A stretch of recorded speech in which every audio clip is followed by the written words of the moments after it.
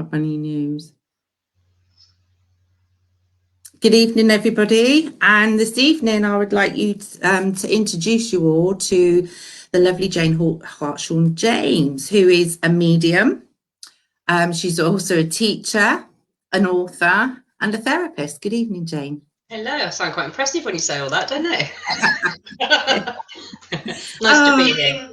Good. Oh, before we start, if you can like and share the page, because obviously we can't see, you know, who's watching, and please comment and ask Jayne any questions. I'm sure she'll be open up to answering any questions you might have.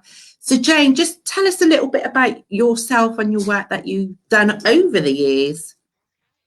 Well, it started at quite a young age. I was able to see spirits, people who have passed over from sort of the age of 6. And my journey took me on. And when I was old enough, I went to a spiritualist church, and I found that I found mediumship very easy. So I worked as a medium doing private readings and public demonstrations for about 20 years, which was amazing. And I found during readings that I was scratching the surface with people, and I wanted to go deeper, but it wasn't the time and the place. And of course, that wasn't what they was there for. And at this point, I was struggling a lot myself with depression and anxiety, a lot of unresolved childhood trauma. And I'd seen many, many counsellors, and it hadn't touched the sides. I was still in quite a bad way. And I stumbled across this therapist who was doing inner child work. And she was ever so patient and ever so kind, and she helped me literally change my life. It took about 2 years, the process, but I came out of it a very, very different person. And I knew as soon as I'd finished, that's what I wanted to do. So then I went to train for it. And it's my joy. It's an absolute passion of mine. Cool. So what does inner child therapy consist of? What kind of things did you find beneficial from it? It I believe that within all of us, when things happen, certainly in childhood, we're left with a bit of sort of trauma pockets, if you like. It starts at a very young age, doesn't it? You know, we have this desire to be the same as everybody else. We want to fit in. If we're very lucky and have supportive, loving parents, we can come out quite healthy and whole. If that dynamic isn't there, a lot of us feel depressed or not good enough, or it can range various things. So for me, inner child therapy is about meeting yourself again with forgiveness, kindness and compassion. And it's about noticing, because what we all do is we sabotage our own lives. We don't even know we're doing it. It's about becoming aware of the inner dialogue we're having with ourselves, because if we start to notice that, usually it's very critical, very damaging, very negative. So my job is to help the person I'm working with to reframe that, to go at it in a kinder way, to heal those childhood traumas, if you like. Cool. So what kind of what kind of traumas are, I suppose, come up the most? It can range. I've worked with sexual abuse people who've been very badly abused.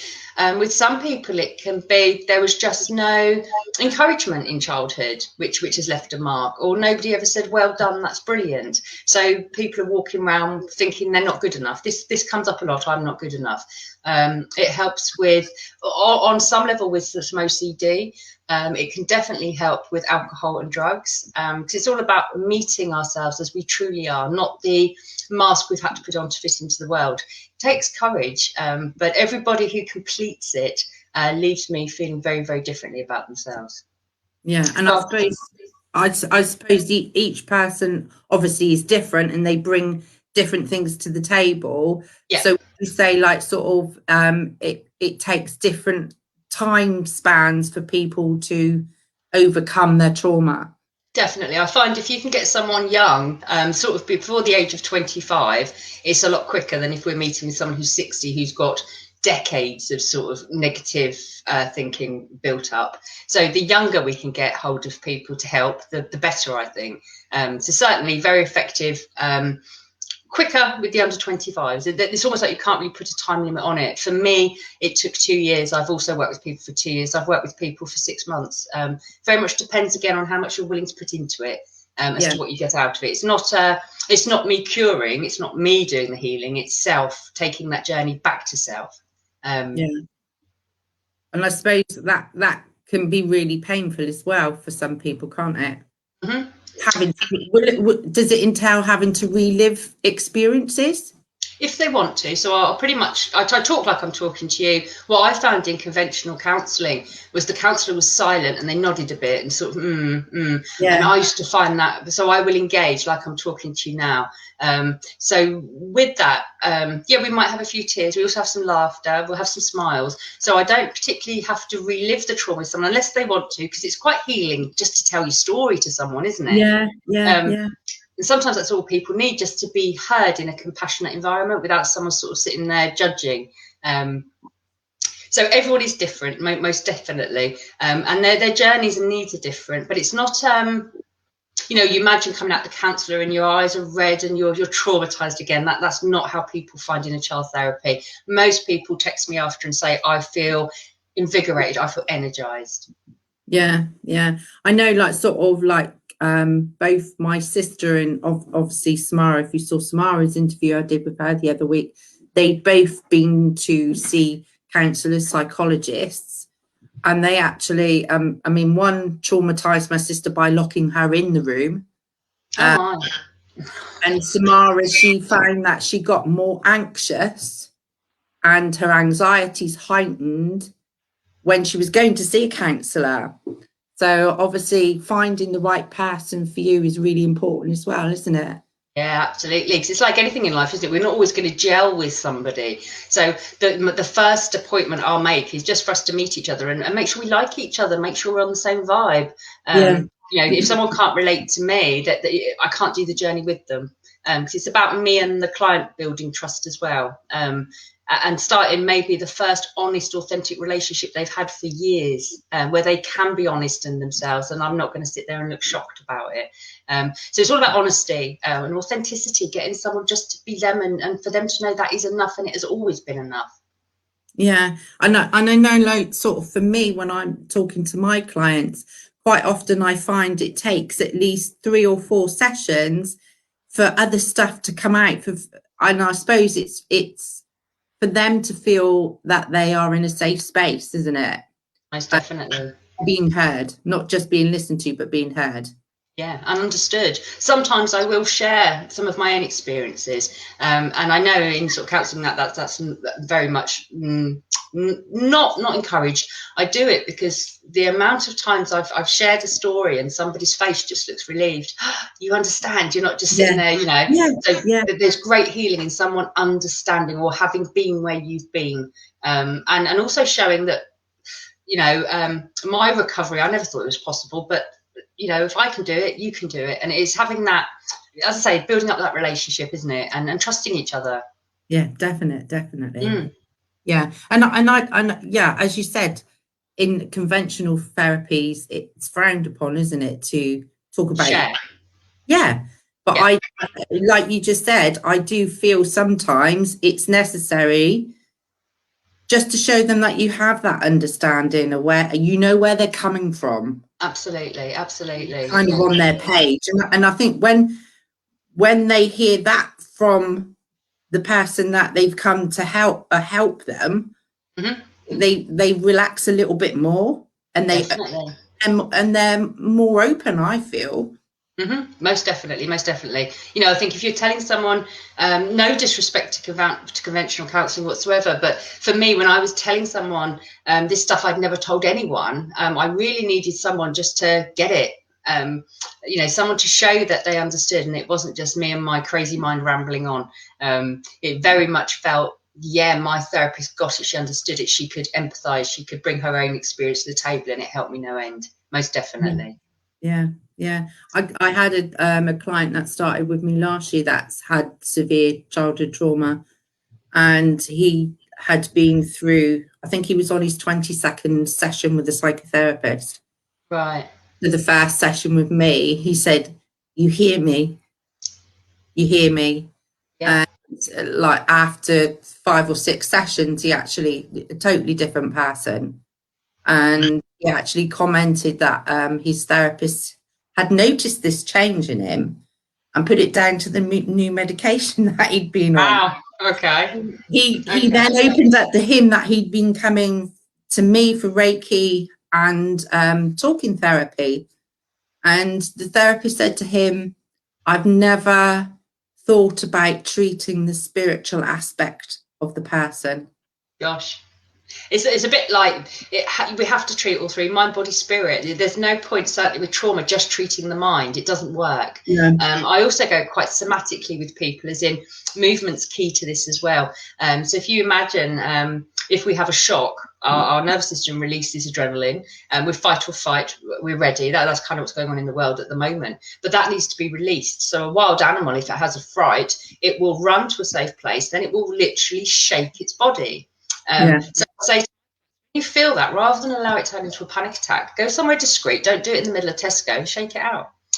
So quite often, certainly if I feel my anxiety rising, I'm going to have a little shake. Husband's used to it by now. He's kind of like, but it works. It works. We've been led to believe, haven't we, that the only way forward is medication, and it's not. We've got this inbuilt healing ability within us that we just haven't been told about enough. And I think that's changing, isn't it? Yeah. Definitely. Yeah.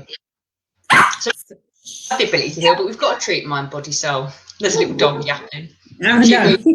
Breathe with me. She's in her excitable mood tonight. Normally she'll lay down on the chair, but she's running around here. Bless her. So if I came to you for a therapy, yep. How would the session start, and what kind of things would you ask me? I'd literally ask, first of all, I'd tell you the bump, so that this is confidential, and then I'd mention the things that we are and are not allowed to talk about for confidentiality, and then I'd basically say, what brings you here to see me? And at that point, people are very ready to talk and let go. So then they'll literally sort of tell me why they've come to see me, and then I'll interject at that point. And by the end of the first session, the client and I will know whether or not we're going to be able to gel. If I'm the person for that person to help, and if not, I have no hesitation in saying that. I've got to be confident as well that I've got the skills to help the person in front of me. But it will be the first session, people are always nervous. I'm still a bit nervous. It's a new person, isn't it? So once we've got over their nerves and settled in, but generally the first session is me asking a few questions about the client, and just getting them to see me, see who I am as well. It's important. Yeah, very much so. Yeah. So what kind of things do you like? Is it just a talking therapy where you talk them through things, or do you use medication, or? I like to bring a bit of art in if the person's up for it, because I think there's a great expression. There's a lot, because obviously being psychic as well. For me, if someone draws me a picture, I can read it. It'll give me great insight. Yeah. And when I share that insight with them, they're normally like, "Oh my goodness, how did you get that from a picture?" Well, your soul has literally shown me this. So spiritual art, big time. I encourage people to move to. And what we tend to do when we're in an anxious state or a depressed state is we hunch up and we stay put, and we sit and we sit and we sit, and we try and sort it through the mind, which makes things worse. So I will encourage them, go for a walk, get into nature, go and find, shake up your routine a little bit. Generally, our first thoughts in the morning set the tone for the day. And in recovery, any healing, it's very important that we get our minds straight at the start of the day. So when I was poorly, as I call it, when I wasn't in line with my soul, my first thoughts of the day would be, "Oh God, here we go again." I know, I can remember doing it. Everything felt black. So it's about cultivating our thoughts. I like to say it as like, our thoughts are like a tape that's been playing for 40 years. So for me, I loved Bros when I was 16. Remember Bros? Yeah. So if you like, my Bros tape had been playing. My thoughts were like Bros, on and on and on, but I'd outgrown them. They didn't serve me anymore. So I had to tape over that with something more suitable. So I'd much rather now listen to satsang than Bros. So I've had to be mindful to cultivate the thoughts I want, and the negative thoughts come in, but we don't give them housing anymore. We don't follow them anymore. There's nothing new for us to find there. It's just the tape playing. Does that make sense? Yes. Yeah. Yeah. Okay. Yeah. So my, "Oh God, here we go again," was just a tape playing, but it was sucking the joy out of me before I'd even put a foot out of bed. So we have to be very, I like to say, stop being scared of emotion and start to get curious about them. And we've been taught, haven't we, that unless you're in a perpetual state of joy, people don't want to see it if you're upset, and it's wrong. So certainly from childhood, you know, that the things our parents said, probably quite well-meaning, put a smile on it, you know, or if you don't cheer up, you bugger off to your bedroom. So we've been taught, haven't we, that the only thing we're allowed to publicly express is happiness. Yeah. And I would say that's quite more prevalent to men, isn't it? Because as boys, they were probably told, boys don't cry. That's the one. That's the one. You're not allowed, you're not given permission to show your emotions. Man up. What? It's nonsense, isn't it? So when a man does have some emotion, but they can't possibly express that. So it starts, it's almost like it goes down within. There's no room for anything else because we're full of, I won't use that word because I'm aware we're live. We're full of rubbish. So we need to learn that happiness is as valid as sadness, as joy is, as anger is. And it's about accepting that we're multisensory and we're going to have all these different emotions and everyone's welcome. Every one of them is welcome. And when we welcome them and sit with them, they can go. If we ignore them and suppress them, they're going to be banging at us for hour after hour, day after day, week after week. So the key is not to be frightened by emotions, but to learn to sit and feel them so they can go. Yeah. And actually give them recognition that I am, and it's okay to be feeling this today. Absolutely. And I'd love to start people off by saying, you know, check in with yourself on the hour to start with. Just say out loud how you feel. So I feel crap. Check in again at 10. I feel lighter. By 12 o'clock, you know, I feel anger. But notice that none of these emotions last if we express them. It's when we're suppressing that they have to linger because they're trying to get our attention. And sometimes just the simple act of saying to yourself, how am I? What do I need? The answer comes because soul's ready to tell us. Soul wants us to know. I had one a few months ago. It made me chuckle, really. I'm walking around in a bit of a bad mood. Luckily, my husband was there. He'd have had it. Couldn't think what was wrong, and then the tape started playing. Oh, you're rubbish at your job. You can't do this very well. Probably the next part, and on it went. And I stopped and I said, "What's the matter, Jane? What do you need?" And this little voice come up from inside me. It said, "Please, can I have a drink of water?" And I completely forgot I hadn't had a drink for hours. So it wasn't that I was going into depression. It was just that I'd overlooked my needs. So the only way to get my attention to it was irritability. So it's about stopping and saying to yourself often, how am I and what do I need? And then honouring that. How often are we taught to do that? We're not. We're not, no. Soldier on, get on with it. You're never given a burden too heavy to carry. It's nonsense. It doesn't serve us. It never has. No. It's just literally. A lot of it, would you say a lot of it is through conditioning from our childhood and like sort of the beliefs that we're grown up with? Yeah, 100%. Think about it, you know, it starts very early in school, doesn't it? You know, you might be singled out for not being able to write as well as others or read as well as others. And, you know, it takes 1,000 compliments to overcome one criticism. Isn't that shocking? So, you know, someone might say to you when you're 8, oh, let me think of something. Oh, you know, your hair's a mess, for instance, because I used to have big, obviously ginger, bushy hair, no straighteners in them days. You can remember me like that. Well, I was actually trying to think earlier how long we've actually known each other, and it's got to be at least 24 years. Got to be, hasn't it? Well, my boy's 27 this year, so yeah, it's got to be. They were about 3, weren't they? Yeah. But one criticism someone might give you might last for years and years and years, and it doesn't matter how many people say it to me, oh, your hair looks nice. There's still that tape playing. They're only saying that because they're trying to be nice. And it's about recognising, we are all subject to conditioning. Our parents were. And I try and say in therapy, you know, this isn't here to say it's mum's fault, it's dad's fault, unless we're extremely abusive. But in most families, they're just doing what their mum and dad did because that's what they were taught to do. So it's our responsibility, certainly where we are now in the world, to change this for our children, to allow emotion, to allow realness into the front room. Yeah. Definitely. Would you also say, I mean, like sort of, I'm thinking about like sort of the healing journey that I've been on. I wouldn't say that I come from an abusive whether it's definitely not physical abuse, mental abuse, or emotional abuse. But I have issues as an adult, which I know come from a child. Now, the way that I think, and like sort of obviously doing the stress and anxiety management course, it's the way that our child's brain tries to process stuff.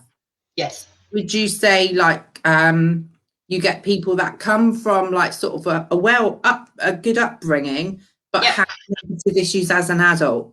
Yes. So you can come from, it's not always about really sort of violent. Let me give you an example, and let me pick my words carefully. Imagine you're brought up in an environment where you're a very feeling type person. You feel emotion heavily and deeply, but your family of origin around you, they don't. You know, they're heads down type people. We go to work, we pay the bills, that's it. Why are you being all sensitive? Why are you in tears again? So automatically the family's sort of saying to you, come on, we don't behave like that. There's something wrong with you for being sensitive. Make sense? So then to combat that is try and become a joker or become the family carer, or we'll try literally anything to almost get the family to think we're like them. So certainly in families, if there's a child that's different or more sensitive, in this example, that child, although they could have had the, you know, everything they needed, emotionally they might have been neglected because the parents just weren't equipped for that. Certainly in my upbringing, you know, well, you've got a roof over your head and food on the table, what's the matter with you?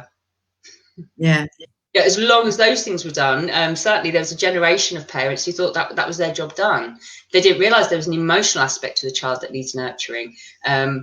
So our job then is to go back into that wounded child, and we'll do it through meditation or visualization. The child usually comes running to the person, really happy to be reunited. And then I leave the person and their child to reconnect for the week.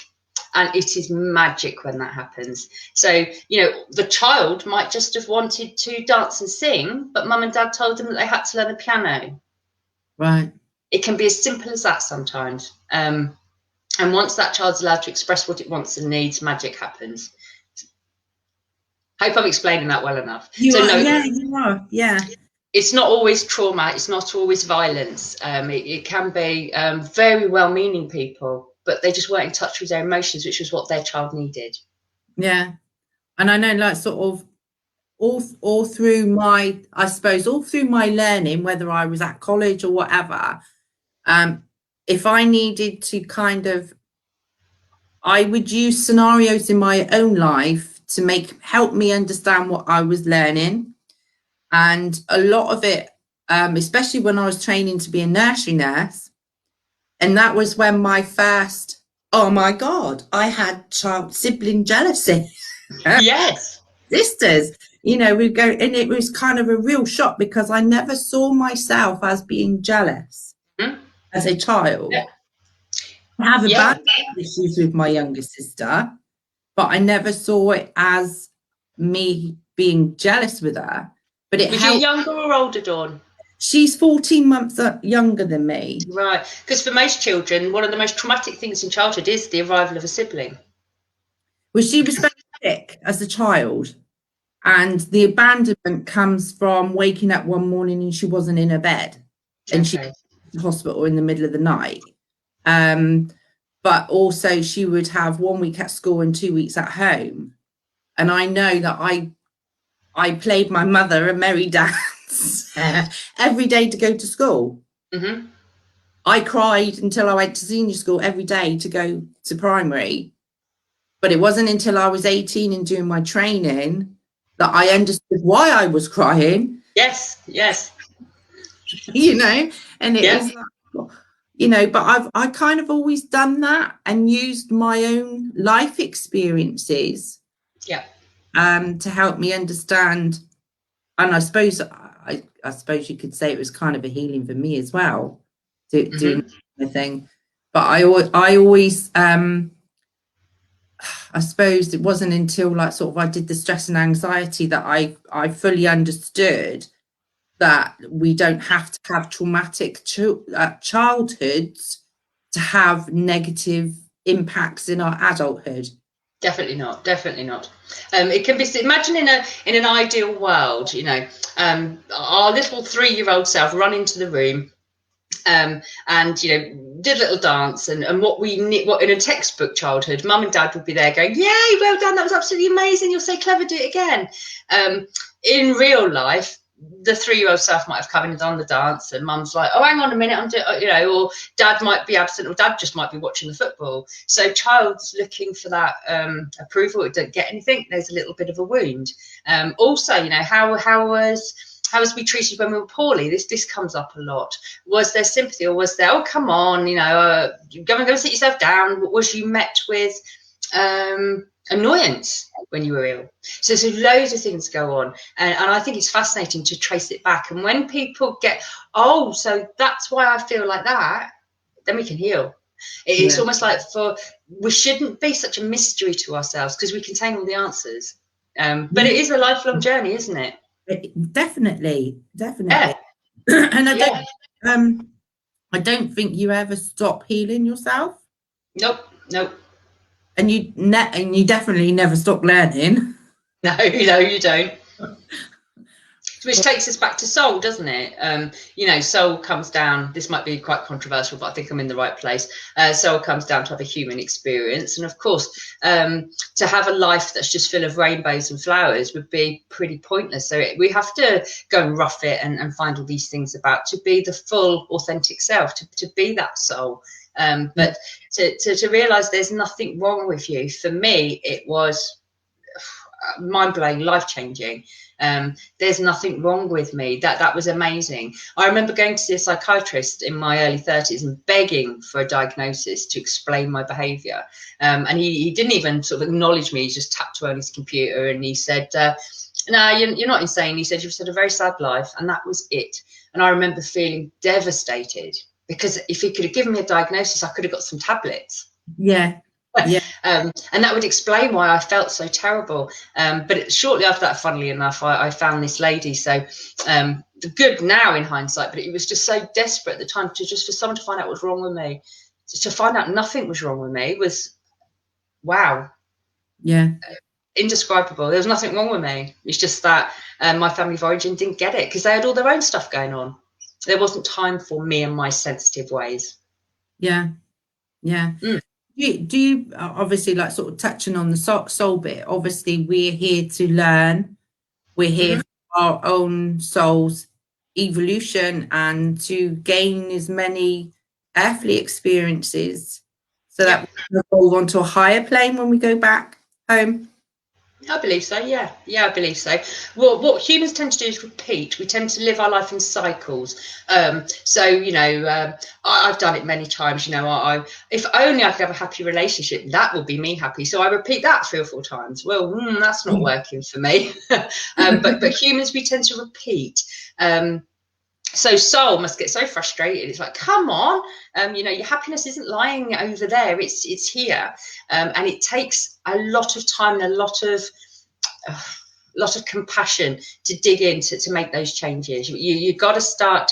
My role is to help people start to see that they are worth that investigation. But soul, definitely. You know, imagine going back to the spirit world and just been on a complete repeat of your whole life for 60, 70 years. You get there and you'd be like, "Oh, for goodness sake, all right, I'll go again." I was determined I'm not going again. I'm going to sit on the cloud and play the harp if that's all that's available. I'm determined this time just to be me. And if people don't like it, that's okay. And that's what I literally try and tell my clients. It takes time, but just to accept yourself is the greatest gift you could have. Yeah, because sort of, for so many, like you were just saying there, so many look outside of themselves for the answer. Yeah. If I could find the right person, then I will have it all, kind of thing. Wow. Yeah. When I get the new job, I'm going to be happy. When I buy a house, I'm going to be happy. When my children leave home, I'm going to be happy. As if it's this destination we've got to reach. And what I try and remember in my medium role and my therapist role, it's today is all we have. To assume we have next week is just arrogance on our part. So we have this day, and all we ever have is this day, because even when we wake up tomorrow, it'll be this day again. So it's about living this day and stop worrying about 10 years, 20 years. We don't even know if we're going to see them. What can I do in this day? And bringing it back to the now, it's important. Spirit have been guiding me. It's quite a task I'm undertaking. About 2 weeks ago, this voice was very loud in my ear that I had to go and research ancient history of all things. So I'm like, oh, really? So off I've been on this journey. And anyway, what I'm finding so far is, again, pretty much what I'm saying to you. Humans tend to repeat cycles, and we're very, very slow to catch on.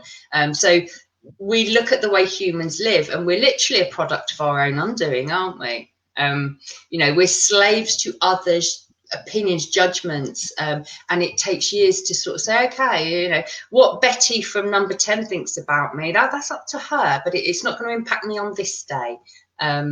We have been taught to all our powers outside, and happiness is a search we must undertake. It can be here today, this minute, if we choose it to be.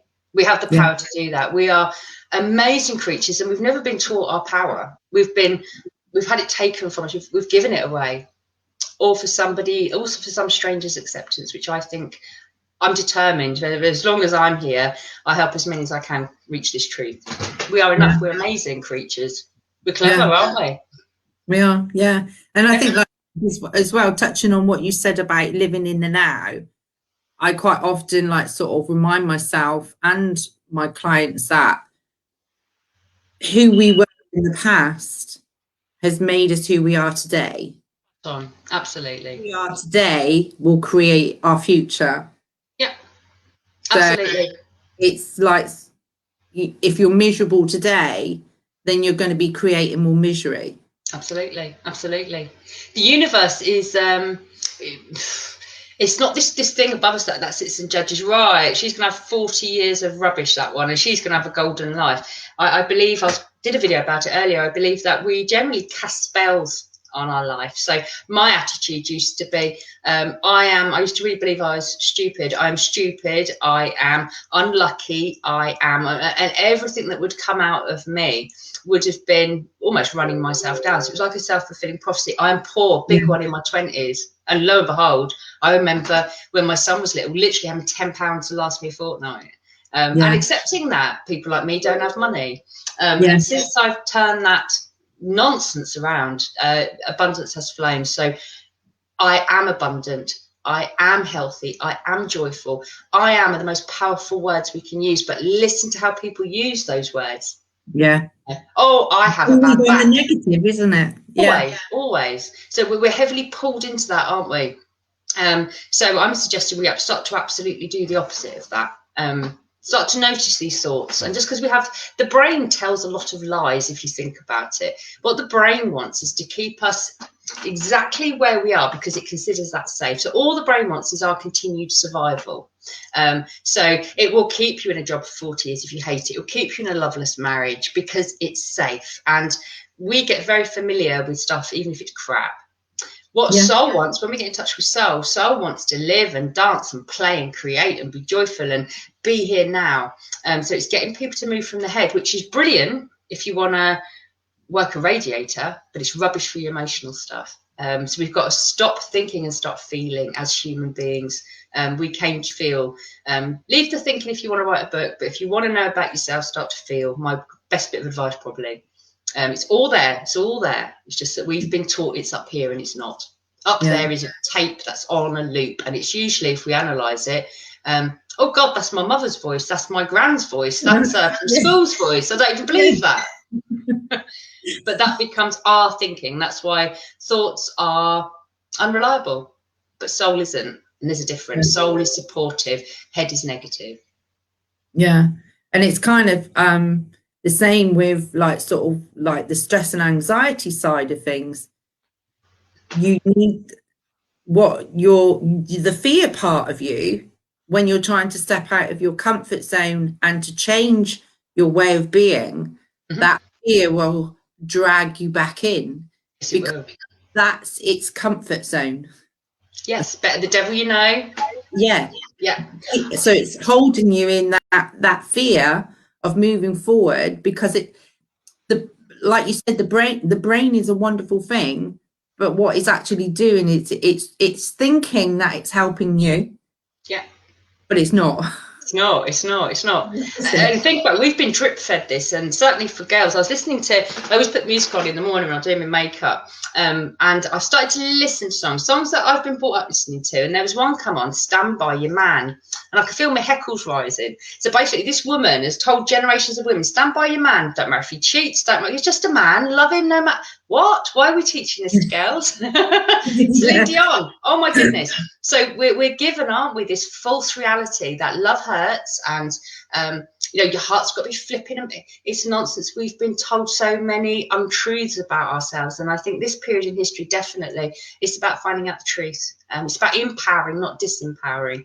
But certainly I think so certainly for women, love songs, all that nonsense we see on films, it's not out to help us. It just reinforces the brain. Don't matter how bad he is, got to stand by him. He's only a man. It's nonsense. Yes. It's nonsense. Lot to answer for, love songs, I tell you. Oh dear. So I did have a question in my head then, but it's just gone. So how long have you been doing your inner child therapy then? 7 years now. So it was a very big leap of faith, because obviously I'd done readings at guaranteed income, never ever run out of customers. So this was very much a big leap of faith on my part, but it was time. So yeah, 7 years I started, and it's a joy. It's a joy every day to do it. I enjoyed the readings. There's nothing better than being able to offer someone, look, your mum's here, to give some clarity on that, to see the relief on someone's face. But I've been doing it so long, and for me, readings are exhausting. Obviously, you're getting your energy's coming in, you're holding that space, you're doing all these things in your head, and it was just exhausting. This I find light, and I see people unfold in front of me. So 7 years, huge leap of faith on my part, but it's in me very well. It's amazing. It's amazing to be part of someone's healing journey. And funnily enough, I don't advertise. I stopped advertising years ago, and all the people that find me, which is quite strange, they're all of a spiritual nature. Yeah. Yeah. And I think, like, sort of for me, I don't really advertise either. And I always put out, bring whoever needs me. That's it. Yeah. Like, sort of, so they will find you. And a lot of mine are word of mouth as well. Yeah. Best stuff that you can have, isn't it? Yeah, definitely. Yeah. No, good. It's good work. It's good work, and it's necessary work. Digressing slightly, we've moved now into the age of knowing. So to get to know the self will be the greatest gift you've got. To no longer be frightened of self, to be able to put down those things which have tormented you or held you back or sabotaged you, and just to be able to walk forward with some clarity. And the biggest thing, some faith in self. You'd be amazed. You probably wouldn't be, because you do it, but it's amazing how many people, I was one of them, had a lack of belief in self. I remember in my 20s going around the holiday camps with a bucket and my pushchair, cleaning chalets, because I didn't. Yeah. So we were both there, weren't we? Yeah. I didn't think I was good enough to go and do a private reading for somebody and charge. Goodness me. So you look how you and I have progressed. So soul has just grown, hasn't it? Expanded. Nothing wrong with cleaning. I'm not being managed. It did me all right, but that was all I thought I could do, and I was happy there because no one could hide and no one had to see me. But to think I had a gift or talent, no, people like me don't do that. Well, people like me do, and people like you do, and people who are watching us can and will if they just have some trust in self. We've got everything we need. God don't make mistakes. No, and I think at the moment, with everything that's going on this past year, I looked at it last year when we first went into that first lockdown.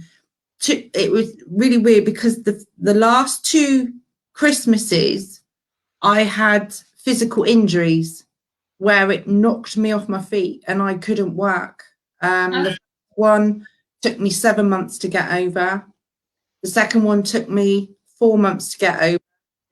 I was just bringing clients back in. Then we went into the first lockdown. I kept thinking, what is this? And I think I'd got myself into that mindset of I need to earn. I need to earn Yeah. to pay the bills. And I was kind of, I suppose I was kind of burning the candle at both ends as well at that time. Yeah. And it was Spirit's way of kind of slowing me down because I wasn't listening. Nope. Wasn't listening. So they had to literally knock me off my feet. They do that very often, don't they? When you listen to people's stories, yeah. If we ignore it, we just end up poorly or burn out, or it's about recognising that, isn't it? But what happened to you there? You were worried about money, so their head was in charge, wasn't it? Yeah, you're going to be poor, you're going to lose all your money. Whereas if we can just stop and rest and trust, the money will come. Yeah, the money will come. I've been teaching cosmic ordering, for want of a better term, to some younger people, and of course, off they go, and then they ring me up. It's happened. I've got it, and it's quick. It's rapid. So we've got to stop worrying about this stuff, haven't we? Trust. Order it in. I remember when I was I'm going back now, but about 30, I moved into this rented house, and again, I was still very much of the mindset that people like me don't have money, and I needed £60 to pay the water bill. And it was worrying me sick. And in the end, I just gave it to Spirit. I just said, please help me. The next day, there was this bookshelf in my lounge full of dusty old books. I can remember this. Yeah. And I randomly just started to get a few of these books off, dust them off. And you know what? I swear £60 fell out of one of these books and landed at my feet. I'd stopped worrying about it. I'd give it to Spirit and the money appeared. So everybody take that on board. There's loads of money out there. Why can't there be enough for everyone? Don't worry about money. It just pushes it away. Pushes it away. I like sort of look going back to like sort of when we went into that first lockdown. I looked at it as this is my opportunity. We are being given, even though we're having everything taken away from us, like not being able to see your family, only going out to do your shopping. We've had all that taken away from us, but I saw it as an opportunity where I could heal myself. Brilliant. And take that time to work on myself. So I did a lot of shadow work last year. Good. And did an online course on, and really that was really kind of deep. Yeah. Thinking, and then like sort of with stuff that you delve into, I kind of been down some dark rabbit holes with everything, but it's kind of given me, I think if I had done this now, what I've been doing over these last few months, back a few years ago, I would have had a breakdown. Yes. I would have coped. But I think the experiences that I've been through and the darkness that I've been through and then the other side has kind of held me that and I wouldn't say now, because obviously I took quite a few years away pushed everything away when I'd got into that abusive relationship. But I'm back into it and doing the healing work. I don't feel as though I would say before I was hypersensitive to energy, and it would make me physically sick. Because no matter how I tried to protect myself, I couldn't control it. Does that make sense? And crystals, I couldn't be in a room with crystals because I would vomit. Because of the energy. Now I've kind of gone the other way where I question, are you there? Because I can't feel. Okay. So what kind of thing would you say that could be then? Yeah, it's finding some balance, isn't it? I didn't. It's very much, isn't it? When I started off, I'd have the doorbell would ring in the middle of the night, and I didn't have a doorbell. Things would fly across the room. I'd be so sensitive. I could go to someone's house and I'd see spirits everywhere. It was too much. And then I had a period of closed down, went off into the wilderness, sod it all. I'm just going to go and be a barmaid for a bit, and that did me. Now I handle the energy better, and I think it's because we've done the journey back to self. So don't worry about being disconnected from it. almost find a new way to link in. Your way of linking in now should be different than that, because that before was extreme, wasn't it? Yeah. And I've always said spirit is subtle when we do it properly. When we're in the energy properly, it's subtle. So sometimes it would just be like a feather on your skin. And brain says, don't be daft, you're imagining that. But soul says, listen. So it's being aware of the subtleties. Spirit don't need to bang symbols at us anymore. No. Or drop porcelains off the shelves. Yeah. So just be in touch with yourself and you'll feel it. It's different now. Spirit, for me, it was always mental mediumship. It was always in the mind. Now it's almost, so I'm not particularly doing private readings anymore, but it's feelings, it's senses, it's more inner than outer now. If that makes sense. Yeah, definitely. But think about it, before, it's like out of control, wasn't it? Yeah. So I think now you've gone the opposite way, but you just need to welcome them back in, but on your terms. Yeah. And it's kind of like sort of, I don't see like you see. And I've never really seen my guides. I feel them, but I don't really kind of see them. And back then it was all about trust. I have to trust the energy. And I think now, I think it's because I was so used to working that particular way and having it. I expect it to be the same now. Yes. No, my healing is really notched up different. You're not the same now. So it's almost like, it's like learning the piano, isn't it? Your level 1 teacher has taught all they can now. Now you've gone up. So we've got to go meet the people who are working with us on that level now, or the energy or whatever it is. But yeah, it's exciting. And when you say like you haven't seen your guide, I think we're moving from the age of seeing to the age of knowing and feeling. So I know who my guide is. It doesn't matter if I don't see them, I know. Yeah. Not the time and place. I was going to go off on one of my little lessons then, but okay, stick to the subject. You know what I'm like. But we've all got that knowledge there, haven't we? We've got it. So if I was in your shoes, I'd just sit quietly, ask Spirit, show me the way you want to work with me now. How am I to recognise you? And for me now, it's just a knowing. It's not necessarily now seeing. Although saying that, I still see them physically around the flat. My husband gets very uppity about it. So, so there's a man behind you in a gingham shirt, and he's like, "Oh, is there?" He ain't left yet, so I must be doing something right. But but no, it's interesting, isn't it? But it will change as we do. I always remember going back to trust. The last time it's always very nerve-wracking doing demonstration. Obviously, as my career progressed, more people came. So I remember back in the day, I'd be lucky if I got 3. The last time I did it was 120, and there's me. I want to run away at this point. My nerves are so, what on earth am I doing? And then I have a feeling of peace come over me, and there's just this, I've got to trust. And I can't feel my guide. I'm now saying, good evening, ladies and gentlemen, and I think I'm on my own. And then suddenly my guide's there, and it's him. So trust has been a biggie for me. I always wanted it in my face, but I've had to learn they're there. They're not going anywhere. It's just that we've changed so much, and we've got to find our new way of connecting with them now. Yeah, and I think it's so much more important now with things changing energetically in the world. Yeah, that is to learn to find that peace within yourself, isn't it? Yeah, that's what it's always been about, hasn't it? And how hard is that for humans, though? Because we're taught that everything of any value is outside the self, and actually everything of any value is inside. Everything is. So my job, coming back to where we started, my job is really to direct the person back to self, and look at the stuff that keeps you down, keeps you small, keeps you unhappy. And when we have the courage to do things differently, we'll get different results. But it's like I was trying to say about the cycle. We tend to do the same thing and expect different results. It's not going to work. We have to be the ones that actually, you don't get me treatment like that anymore, or I do have an opinion and it's valid, or I am going to do that.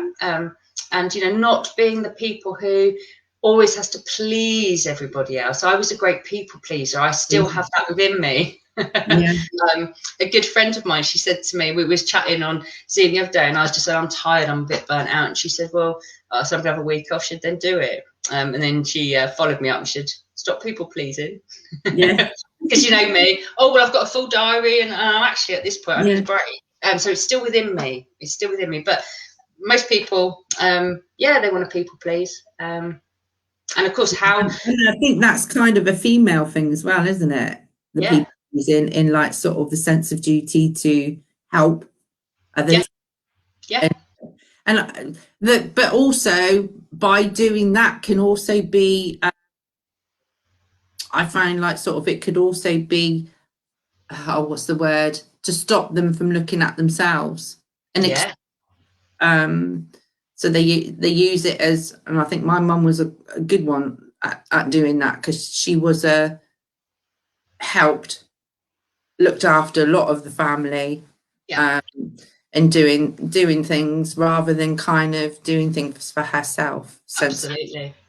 And that was the way it was in them days, wasn't it? Nowadays, I think we're luckier in the fact that, don't get me wrong, I'll still help anybody, but with boundaries now. Before there wasn't. I remember, years ago, sitting up in bed and people will ring at 11 o'clock at night for an appointment. And I remember my husband saying to me, like, what are you doing? I'm like, I'm just making a few appointments. He's like, turn your phone off. It's 11 o'clock at night. But for me, I've got to get back or they'll think. Let them think. It's a boundary, isn't it? So I'm very good at boundaries now. And having a holiday, I used to pride myself on never having a holiday. Why? Oh no, I'm still working away. Why? So I was always looking for validation outside of myself. Maybe that's why I went to the extremes of being a platform medium, looking back. All that validation when I wasn't getting any at home or in my childhood, and then suddenly I've got 100 people saying, yeah, Jayne, you're good at this. That's quite intoxicating, isn't it? And funnily enough, since I've done the healing journey, the need for that has lessened and lessened. I can do it now, but in more subtle ways, in gentler kind of ways to me, than having to put myself in those extremes all the time. So it's about boundaries. There's a lot of learning to be done, but that's why we're here. And I think that's why we get, if we're lucky, 60, 70 years, because there's a lot to fill in. And we've got to be honest, don't we? You talk about shadow work, and that's bandied around a lot in the spiritual community, isn't it? And I don't think, shadow work. I've just completed my shadow work. I think it's ongoing. So, the shadow's nothing to be frightened of. Spirituality certainly, maybe sort of 10 years ago, it started to go to, didn't it? Love and light, always think positive, don't have a negative thought. Whoa, how many people did that disable and cripple emotionally? I used to sit in church thinking, oh my goodness, I can't be spiritual. I'm really at odds with myself. And the medium was just saying, love yourself, love yourself. Well, how do I do that? How do I do that? So hopefully the spiritual teachings that are coming through now, they're more authentic, more honest, and more accessible than just somebody saying, right, you've got to love yourself because your great grand told you to. It's not helpful. No, because that's not giving you a tool either, though, is it? No, it's disempowering again. And if you're in your own thoughts all the time, how do you get out of those thoughts? And sometimes we need somebody there to guide us through that process. It's like you said, you don't do the work for them, you're just there holding that space for them. Absolutely. And people don't need it doing for them. Once people get remarkably, but they're strong enough to even come for therapy, aren't they? To have that courage about it. It's easier not to. It's easier just to carry on with your dysfunction and unhappiness. To go to therapy takes courage and bravery. And I just want to literally be that person that's going to, this is how you have an authentic relationship, and you are worthy. And once people start to believe that, as I say, life changes very dramatically. It changes from what will my mum think about that to what do I think about that? And that's golden. That's when we start to see transformation. But it is undoing a lot of nonsense, a lot of brainwashing, a lot of conditioning, a lot of programming. And that's also what this time in history is about, isn't it? It's about coming to the truth, the raw truth, and not sugarcoating it anymore. Let's just get better and better. Let's heal. And I think like sort of as well, would you say like, especially in our field of work, that people tend to kind of look for alternative ways of healing when they've done everything out, gone down every other channel. As in? Like sort of they've gone down the conventional route of therapies or pills, tablets, GPs. and and it's when they've kind of reached the end of their tether, they reach for something different. Definitely, yes. Like, as I did. Yeah. It's like, and like I said on one of the other chats that I've done, you know, this is kind of really one reason why I wanted to start doing these evenings, is not just to make awareness of conditions that you might not have heard of, or how people manage their conditions, where, you know, if you living with the same thing, you know, quite often when we live with conditions, they're isolatory, and you feel as though you're on your own. Yes. So kind of wanting to like sort of open it out, so that, you know, to let people know that they're not on their own. Absolutely, you're doing a good job Bring there. on different therapies, so that people can see that there are other ways and other people out there that can help you on your healing journey. Absolutely. You tried one thing that might not have worked, but you might see somebody else that, you know, and they resonate, you know. Absolutely. It's just my main bit of advice, maybe from personal experience, is don't give up. So you know, in real life, we don't gel with every person we meet, do we? You know, we just don't. So just because someone's qualified in something doesn't mean that you're going to gel with them. And it's so worth, especially when you go and see a counsellor or a therapist, ask some questions, you know. Always interview the person who's going to be working with you. It's vital. We tend to sit there thinking, oh, we've got to be quiet because they know more. But this is your journey. Ask your therapist questions. And if you don't like it, don't go back. Wait till you find someone who you're like, yeah, he or she can help me. It's very valuable that we find the right person, because they're out there. I remember briefly, there's also a big push to get everyone on antidepressants no matter what, isn't there? And I remember after my daughter died, I went to the doctors, because that's what you do, isn't it? You go to the doctors when you feel sad. And he was desperate to put me on antidepressants. And there was this voice in my head, and it said, no, Jayne, you're not depressed, you're grieving. And I'm like, I don't need this. I don't need it. And I said, no, thank you. I've met people who've been on antidepressants for 20 odd years. They come to therapy and they cut it down, they come off it, because they weren't depressed. Think about depression, depressed. It's when soul goes into deep rest, because we've just not listened to it for so long. We've listened to this. So depression is when soul goes into deep rest. It doesn't need medicating. It needs talking. Now, not always. If you've got a personality disorder or some condition, it's valid. But if you just feel fed up, down in the dumps, before you reach for the antidepressants, I'd just say try and find somebody who's on your wavelength, who understands. Medication's got its place, but when we're dealing with certainly trauma or things like that, that would be my last resort, not my first. Let's see what else we can do first. Else we can do. And I had the same, similar to you. When I had a breakdown, I went to the GP, and she kind of knew what I did anyway, and she gave me 6 weeks. Cool, that's not so bad. She gave me 6 weeks to try and turn myself around, else then I would have had to go on medication. And I kind of come home and I thought, something inside me said, you've got all the tools. With all the work that you do, you already have the tools to help yourself. And that's how come I get about writing the book. Fabulous, good. Because it's true, isn't it? You know, each one of us, like I say, God don't make mistakes. Each one of us was born absolutely perfect, and with all the resources we need to live a full, happy and functioning life. And it's the outside noise, it's the nonsense which interferes with that. So it's about bringing people back to the point. You've got all the tools you need. Your mind can make or break you, depending on the quality of thoughts and what you're putting in it. So let's improve the quality of that. Let's start to see it for what it is, and let's stop thinking and start feeling. We are feeling creatures. We are sensory creatures, and we've been so far removed, purposely perhaps, from feeling to thinking, and that's why we're in such a state. Thoughts, gosh, I used to wish I could take my head off and leave it on the toilet for the day, because it was so loud and it didn't stop. I don't have that anymore. It's not like that anymore. It's just quietly ticks away, I'm not going to lie, but it's not that booming negative thing that it used to be. Nowhere near. knowing it. I had the resources all along, just that I need someone to show me how to use them. Yeah, definitely. Brilliant. What's your book called, Dawn? It's called The Beginner's Guide to Self-Development and Healing. Where can you get that? Get it on my website, which is Rainbows and Therapies. Fabulous. .uk. When did you do that? 3 years ago now, I wrote it. I started teaching it.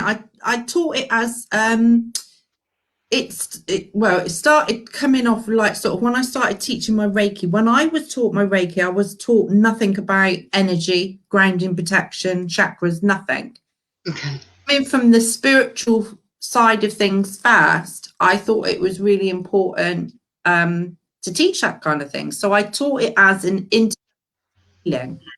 So just going through your basic foundation steps, which goes across the board to any self-development. Mm-hmm. And then I kind of done it as a course online because I wanted to get it out, not just in Sleepy Newton Abbott. Fair enough. Yeah, well done you. Well done you. So yeah, I kind of just started writing it and out it came. Yeah, fabulous. Well done. Well done. That's great. Well done. No, I appreciate it. Thank you. I'm glad you're doing things like this. I think there's a lot of us popping up at the moment. You just want to offer some alternatives to people. Something that, well, it's just to me, this is just normal, healthy. It's just inbuilt within all of us, and we just need. It's almost like time for the blinkers to come off. Time for the it's just time to see ourselves for who we really are, for what we've always been. And I like to think, maybe my closing word, it's like we're all little specks of consciousness, all doing our own little thing, aren't we? And the mission of this is to help each other along the way, isn't it? So keep going, no matter how bad things can seem, keep going, because I truly believe you meet your person to help you when it's time and not before. Definitely. So don't give up. If you've had a few bad experiences, don't give up. Keep going, and you will find the person to help you. I've no doubt. Brilliant. And if people want to get hold of you, how can they get hold of you, Jayne? Through the website www.JayneHartshorn-James.com, or on Facebook. I've got a Medium page, or I've also got a spiritual health and wellbeing page. But if you see my great big long name, pop that in Facebook and I'll pop up and you'll be able to see me. So gratefully received. If anyone wants to ask any questions or anything, I'll happily answer. Maybe not tonight because of boundaries, but I'll do it tomorrow. Yeah. All right. Thank you so much for joining us. Thank you for having me. Thank you. It was lovely. I thoroughly enjoyed it. Yeah, lovely. Thank you.